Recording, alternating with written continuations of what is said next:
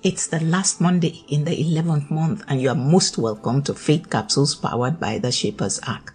This is Wonuola Adetayo, the Shaper. Today's scripture is Deuteronomy chapter 28, verse 12, New King James Version. The Lord will open to you his good treasure, the heavens, to give the rain to your land in its season, and to bless all the work of your hand. You shall lend to many nations, but you shall not borrow. This scripture assures us that God will do three things. 1. Grant us access to his eternal store of wealth. 2. Cause heaven to give rain to water our seeds of effort so we can profit from our investments. 3. Make us so buoyant that we will never have to borrow but lend to many nations. In order to make this happen, God expects his children to do one thing, and that is to work. This is because the rain God causes to fall from heaven on our behalf is to water the seeds that we're actively planting. So, my friend, what work is in your hand for God to bless? If the rain is pouring and there's no seed in the ground, how will the fruit of prosperity be produced? This is the reason we're encouraged in 2 Chronicles 15:7. But you take courage. Do not let your hands be weak, for your work shall be rewarded.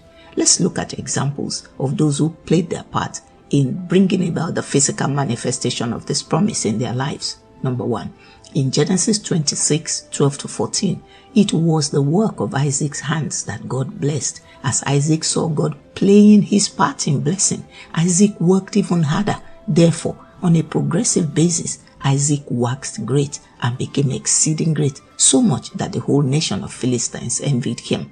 Joseph is a second example. He worked faithfully in Potiphar's house, and because of the hand of God on him, Joseph was promoted to the highest rank in his place of work. Genesis 39 verses 1-4.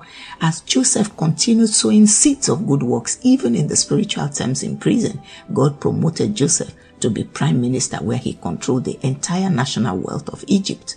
Peter is another example. In Luke chapter 5 verses 5-7, Peter was a diligent and experienced fisherman, working so hard that he fished all night. Jesus made a difference to Peter's efforts by directing Peter to where he enclosed a mighty harvest of fish that he needed partners to be able to drag the fishes in. Job is a fourth example. He worked before he became so rich. Even the devil had this to say about God in Job 1 verse 10b. You have blessed the work of his hands, and his possessions have increased in the land. My friend, I ask again, what is the work in your hand? 2 Thessalonians 3:10 says, those who don't work should not eat. Proverbs 6:9-11 and Proverbs 24 confirm that people who do not work will end up in poverty and want. God is waiting eagerly for each of his children to activate the blessing of prosperity in their lives by playing their part, by working diligently and faithfully. Psalm 90 verse 17, let the favor of the Lord our God be upon us, and establish the work of our hands upon us. Yes, establish the work of our hands. My friend, please beware that the promise of this special kind of prosperity is for God's children. If you have not given your life to Jesus, I urge you to make that decision today, and you will surely be greatly blessed. Till I come your way again next week, this is Wonuola Adetayo, the Shaper. Shalom.